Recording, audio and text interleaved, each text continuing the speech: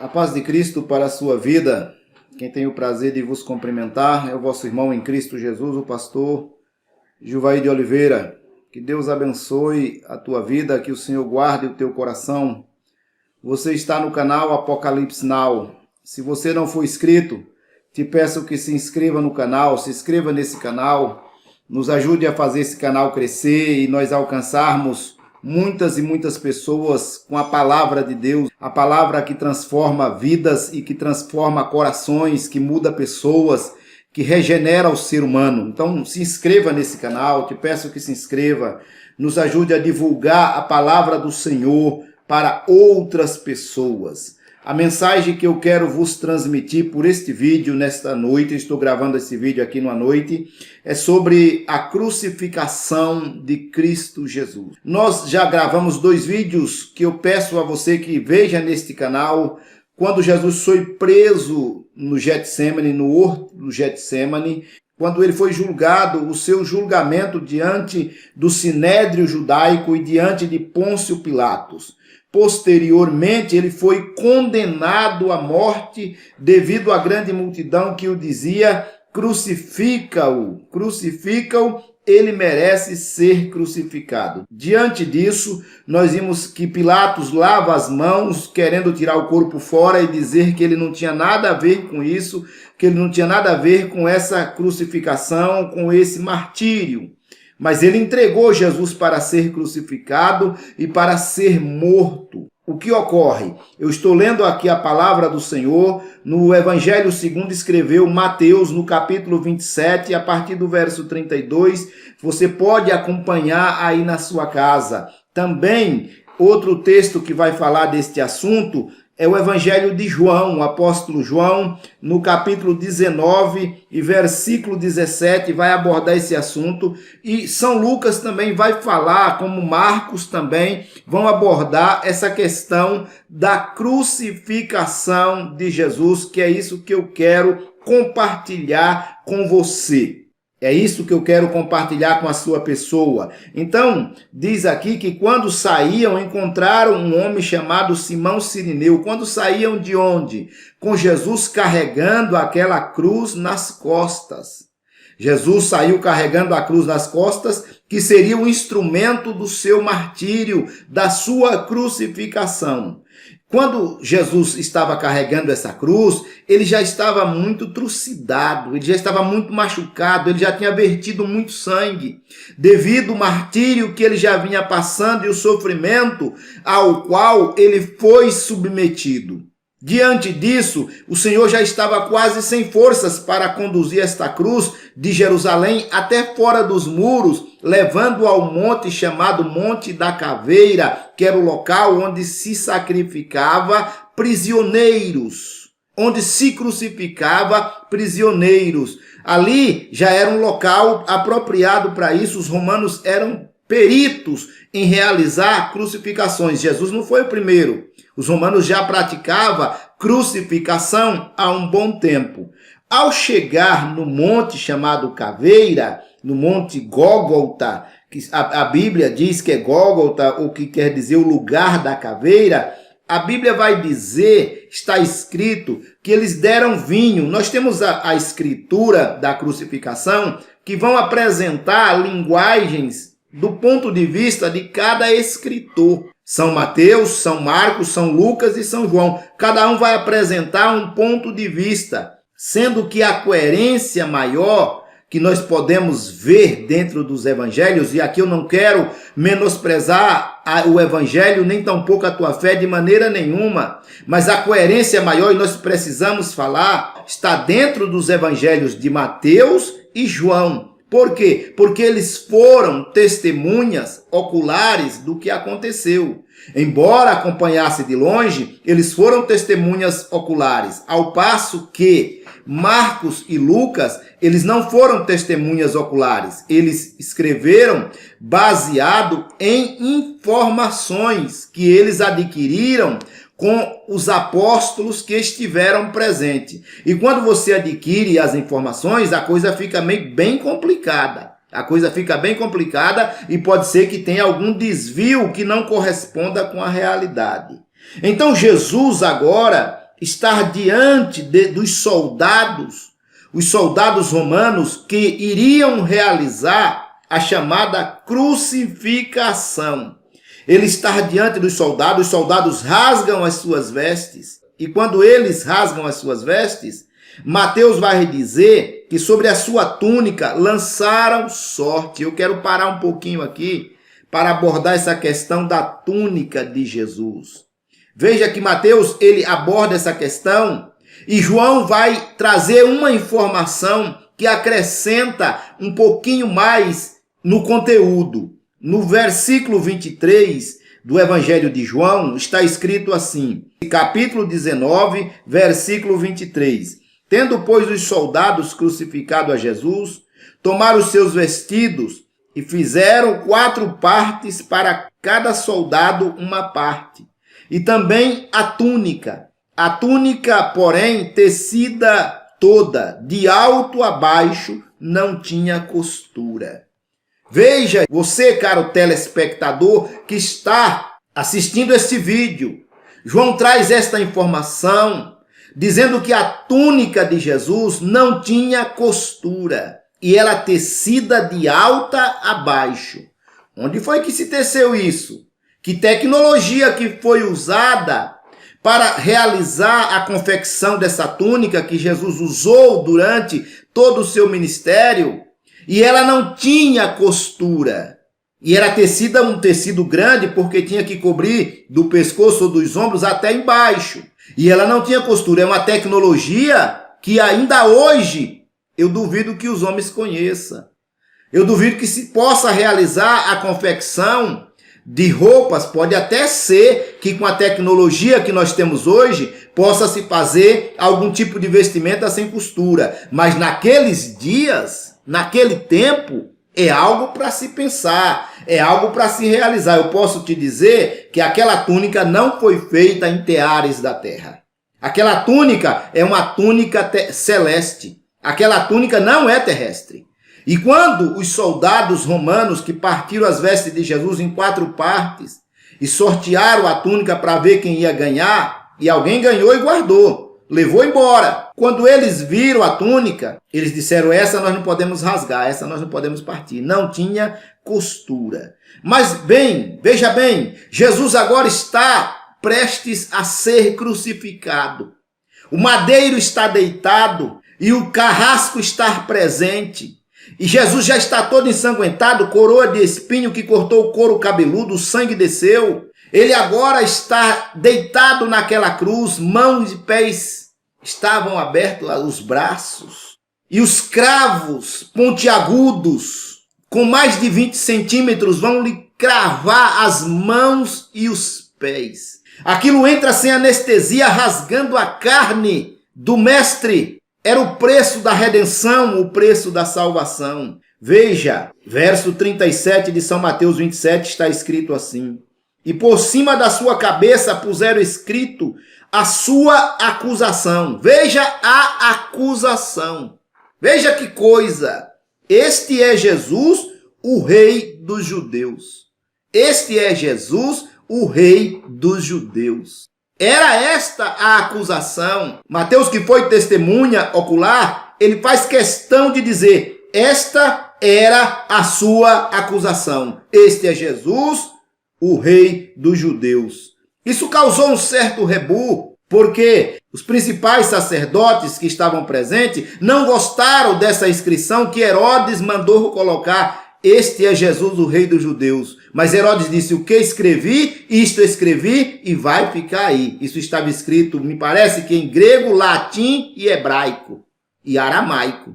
Estava escrito em mais de 2 línguas e posto em cima da cruz de Jesus. Veja que o momento era um momento difícil, o Senhor estava ali presente, as pessoas choravam, outros batiam no peito, outros gritavam. Este aí disse que se nós derrubarmos o templo, ele disse que constrói em 3 dias, eles não tinham entendido esta expressão, que Jesus falava do seu próprio corpo. E agora ele não consegue sair da cruz, desça da cruz e nós acreditamos em você, diziam eles. Jesus não ia descer da cruz para satisfazer desejo de ninguém. Ele estava sendo martirizado como cordeiro mudo, que está diante dos seus tosquiadores, como disse o profeta Isaías, e ele não abriu a sua boca. Outros diziam, ele salvou outras pessoas, ele ressuscitou outras pessoas, é a referência a isso. E ele não pode salvar a si mesmo. Desça da cruz, se és rei de Israel, e nós acreditaremos em ti. Confiou em Deus, que Deus o livre agora. Não era esse o propósito que Jesus veio realizar. Descer de cruz. Se Jesus desce da cruz, e ele tinha e tem poder para isso, a humanidade estava irremediavelmente perdida. Não tinha como. Aí foi crucificado com Jesus 2 salteadores, um de cada lado. E São Lucas vai trazer uma história, veja bem, eu disse que Lucas escreveu o seu evangelho baseado em informações. E isso é perigoso. Ele não foi testemunha ocular. E ele vai trazer uma informação onde ele diz que um dos salteadores também lançava em rosto: Jesus, já que tu és o Filho de Deus, desça da cruz, salve a ti e salve a nós também. Mas o outro salteador, disse São Lucas, disse para o outro que estava acusando Cristo: rapaz, você não teme a Deus estando na mesma condição que ele? Nós somos condenados porque nós merecemos. O nosso pecado merece que nós sejamos condenados. Mas este aí não fez coisa alguma. E virando para Jesus, disse: Senhor, quando entrares no teu reino, lembra-te de mim. E Jesus disse para ele: na verdade te digo hoje que estarás comigo no paraíso. Veja que, se a gente analisar, tem uma contradição ou uma suposta contradição dentro desse aspecto. Porque Mateus não vai dizer isso, e nem Marcos, que também escreveu baseado em informações do apóstolo Pedro, não vai dizer essas coisas. 27:44 de Mateus, ele diz assim: e o mesmo lhe lançaram também em rosto os salteadores que com ele estavam crucificados. Veja que expressão, os próprios salteadores, naquele sofrimento, também lançaram isso em rosto a Jesus. E São Lucas traz essa história dizendo que só foi um. Veja que expressão. É preciso analisar essa questão do evangelho para a gente não cometer erros, para a gente não cometer problemas. Pastor, qual é o certo? O certo é o que os testemunhas oculares deixou escrito. Claro que todo livro que passa por transliterações, por traduções, vai ter problemas, vai ter dificuldades. Mas por que o senhor fala isso? Porque no dia que Jesus morreu, ele não foi para paraíso coisíssima nenhuma. Então ele não foi para o paraíso. Acreditava-se que tinha um suposto paraíso debaixo da terra, mas isso nunca correspondeu com a realidade. Pode ser um tema para um outro vídeo. E aí a escritura vai dizer que desde a hora 6ª até a hora 9ª, houve trevas sobre a face da terra. Veja que foram 3 horas de trevas, do meio-dia até as 3 da tarde. Houve trevas sobre a face da terra. Ninguém nunca explicou por que houve trevas.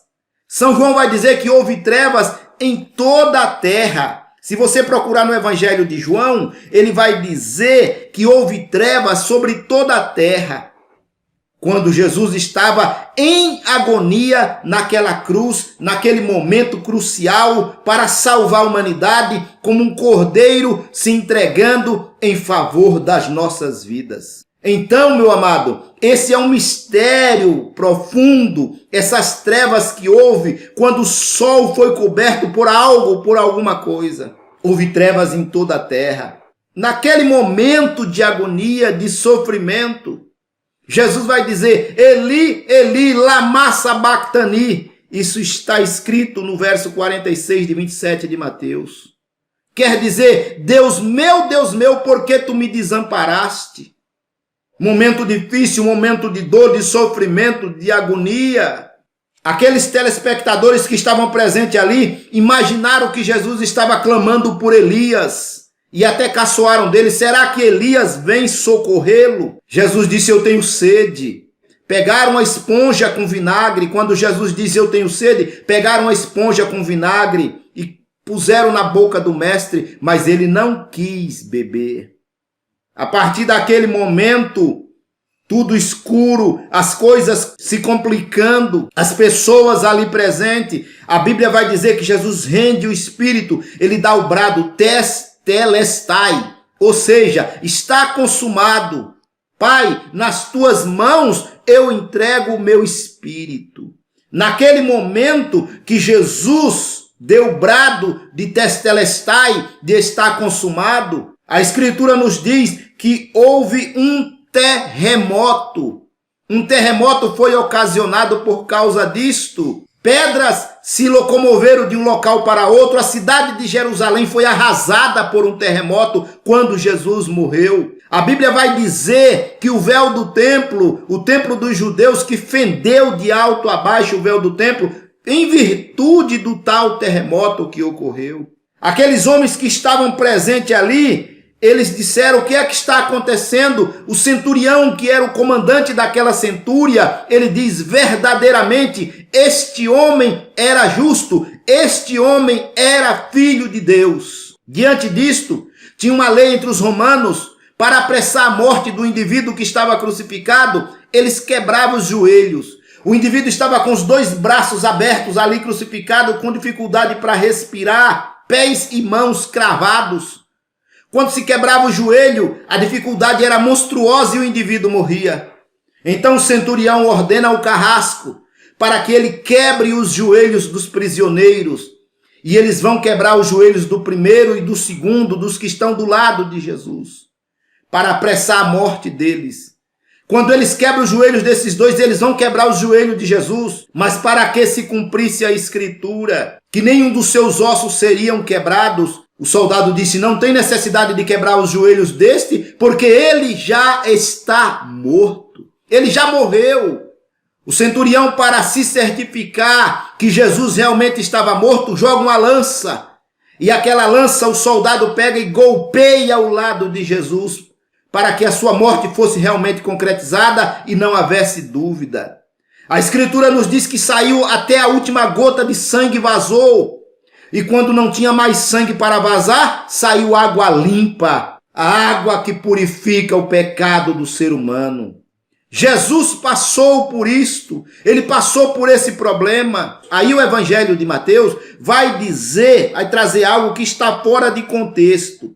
O versículo 52 e 53, ele está fora de contexto deste acontecimento. São Mateus capítulo 27, versículos 52 e 53. Por que ele está fora de contexto? Veja: e abriram-se os sepulcros, e muitos corpos de santos que dormiam foram ressuscitados. E saindo dos sepulcros depois da ressurreição dele, entraram na cidade santa, que é Jerusalém, e apareceram a muitos. Por que está fora de contexto? Veja o que diz o verso 53. E saindo dos sepulcros depois da ressurreição dele. Ele aqui é Jesus. E Jesus só vai ressuscitar no domingo. Então, esse assunto, esse texto que está dentro desse contexto, ele está fora de contexto. Por quê? Porque o que ocorreu do versículo 52 e 53 é no período da ressurreição e não da crucificação. Nós vamos abordar este assunto da ressurreição de Jesus no próximo vídeo. Jesus passou por esse problema de crucificação, de morte, de martírio, de sofrimento, de angústia, derramando até a sua última gota de sangue, sendo crucificado, sendo martirizado, sendo furado o seu lado. Por quê? Porque ele queria salvar a humanidade. Ele estava dando a sua vida em redenção à humanidade. Você que assistiu esse vídeo, compartilhe esse vídeo com outra pessoa. Compartilhe com um número maior de pessoas que você puder. Por quê? Porque é a mensagem da cruz que salva os pecadores. É a mensagem da cruz que transforma vidas. É a mensagem da cruz que liberta o homem. Que Deus te abençoe. Que Deus abençoe a tua família. Que Deus guarde a tua família do mal. Também te peço que deixe o seu like. E volto a te pedir, se inscreva no nosso canal. Também deixe os seus comentários. Em nome do Senhor Jesus.